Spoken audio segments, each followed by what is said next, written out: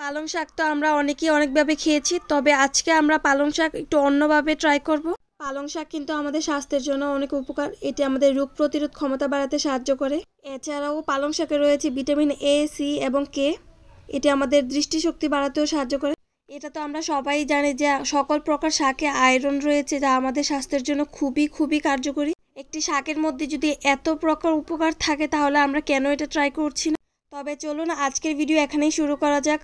আসসালামু আলাইকুম everyone, this is me Ridita from Ridita's lifestyle. আশা করি আপনারা সবাই ভালো আছেন। Welcome back to my another video.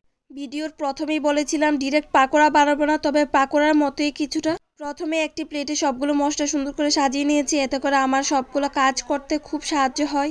এটা লাগবে ওটা লাগবে একটা একটা করে কোনো কিছু দিতে হয় না। এখানে মশলা হিসেবে আমি ব্যবহার করেছি আদা বাটা, রসুন বাটা, মরিচ গুঁড়ো, ধনে গুঁড়ো, জিরে গুঁড়ো আর লবণ। এখন আমি আরেকটা বাটিতে বেসনের গুঁড়ো আর তার সাথে নিয়েছি চালের গুঁড়ো। অবশ্যই এখানে চালের গুঁড়োটা বেশি দেওয়ার চেষ্টা করবেন, এতে খেতে অনেক ক্রিস্পি হয়। ভিডিওর প্রথমে আমি যেটা দেখিয়েছি। আর মাখানোর সময় একবারে সবটা পানি দিবেন না, অল্প অল্প করে দিবেন। এতে আপনি খুব সুন্দর করে বুঝে যাবেন যে আর কতটুকু পানি লাগবে বা টেক্সচারটা কেমন হবে। এখানে আমি কিছু ধনেপাতা কুচি করে নিয়েছি এটার উপরে দেওয়ার জন্য, শুধু লুকসের জন্য আর কিছুই না। এখানে আপনার ইচ্ছা ধনেপাতা দিতেও পারেন, নাও দিতে পারেন।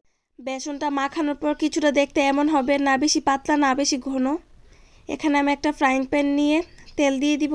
আর অবশ্যই এটা ডুবো তেলে ভাজতে হবে। ডুবো তেলে ভাজলে এটা সুন্দর করে ফুলে উঠবে। এখানে আমি তেলটা দিয়ে দিয়েছি। তেলটা অবশ্যই বেশি গরম করতে যাবেন না, দেখা যাবে আপনি দেওয়ার সাথে সাথে এটা পুড়ে যাবে। এখন আমি পালং পাতাগুলোকে বেসনের মধ্যে ভালো করে চুবিয়ে নিব। যখন পাতাগুলোর গায়ে ভালো করে বেসন লেগে যাবে তখন আমি এগুলো আস্তে আস্তে করে তেলে দিয়ে ভেজে নিব। এতক্ষণে আশা করি আপনারা বুঝতে পেরেছেন কেন আমি এটাকে পাকোড়া বলিনি, বা অর্থাৎ আমি নিজেই জানি না এটাকে কী বলা উচিত। কারণ যখন আমরা পাকোড়া বানাই ওগুলো পোলে কুচি কুচি করে তারপর বেসনটা একসাথে মিক্সড করে তারপর আমরা পাকোড়া বানাই, কিন্তু এখানে যেমন আমি আলাদা আলাদা করে সবগুলো দিয়েছি এই জন্য আমি এটাকে পাকোড়া বলিনি। তবে এটা পাকোড়ার থেকে বেশি মজা হয়, কারণ পাকোড়াটা যখন দেয় ভিতরে একটু নরম নরম থাকে, উপরটা ক্রিস্পি হয়, কিন্তু এটা পুরোটাই ক্রিস্পি, ভিতরেও ক্রিস্পি থাকে। এগুলো আমরা রাতে বানিয়েছিলাম, খাবার পরও কিছু বাকি রয়ে গিয়েছে। এর পরের দিন যখন আমরা খেতে গিয়েছি তখনও দেখি এগুলো খুব সুন্দর ক্রিস্পি রয়েছে। একদম মনেই হচ্ছিল না যে এগুলা এর আগের দিন ভাজা হয়েছে বা এগুলো বাজার একদিন হয়ে গিয়েছে। আর এখানে দেখুন পাকোড়াগুলো দেখতে কত সুন্দর হয়েছে, একদম ক্রিস্পি হয়। আপনি এগুলো দিয়ে এক প্লেট ভাত আর তার সাথে ডাল নিয়ে অনায়াসে খেয়ে ফেলতে পারবেন। এগুলো অনেক মজা হয় খেতে। ভাজার সময় অবশ্যই গ্যাসটা লো ফ্লেমে রাখবেন, যাতে এক পিঠ বেশি হয় আরেক পিঠ কম হয় এমনটা না হয়। এই তো আমার পালং পাতা বলেন পাকোড়া বলেন যাই বলি না কেন ভাজা শেষ।